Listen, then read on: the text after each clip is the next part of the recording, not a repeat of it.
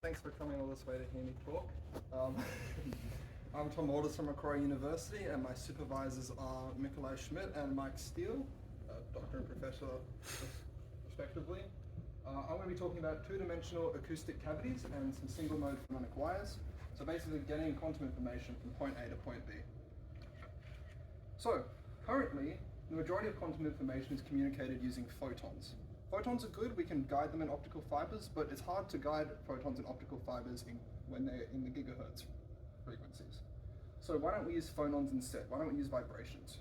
Problem is, we can guide photons easily with optic fibers, but it's very difficult to guide phonons. So once again, we want to send quantum information from point A to point B across a distance of approximately 1 millimeter using phonons. Trouble is, if we touch anything to support this wire, like any other time when we put two solids together, the vibrations will be shared. The vibrations can propagate freely. So we don't want the vibrations to propagate freely, so how can we stop this? So let me introduce you to the notion of a 2D phononic shield.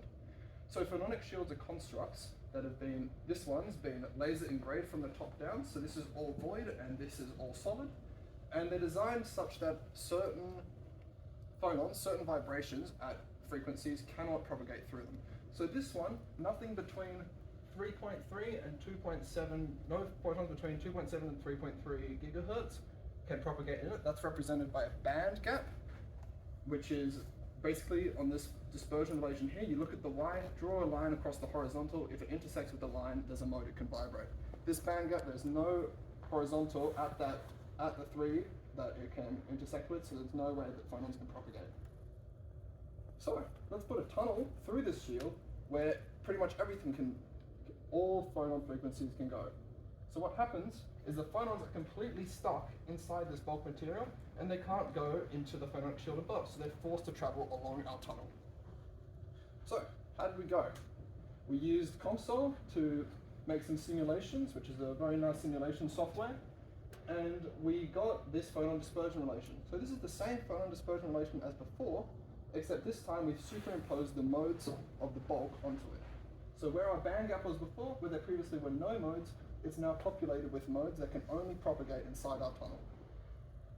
The largeness of the dots on this diagram represent how well confined the modes are. So the smaller the dot, the more vibrations are escaping into the environment. We can see that in this band gap, all the modes are quite large compared to those outside. So all the modes there are well confined. We can see here, our energy is transferring quite nicely between our superconducting qubits. These energy waves are moving, and beyond the second unit cell line, there's pretty much no vibrations leaving. So, let's go back. We look at this red line, we can see that there's two kind of lines that cross over. There's two different modes at this exact frequency. Let's try whittle that down to 1. Successfully whittled it down to 1 by editing the size of the tunnel to be a bit wider to change the dispersion relation. And we can see that in this yellow area, there's only one possible mode of oscillation. This means if we put in vibrations at that frequency, they can only come out the other side with the exact same pattern as we put it in. So where do we go from now? We now have described a two-dimensional system, but we need to consider if we stabilize it vertically, how do we stop vibrations from leaving? So what we might do, those of you who are familiar with physics, we create what's basically an acoustic Bragg grating. So we stack material on top of each other such that no vibrations can go up and down. So we vary silicon and silica and stop any vibrations coming up and down. So this allows for greater stability for current waveguide technology for phonons and greater stability for quantum microwave communication. Thank you. Any questions? If I'm allowed to ask.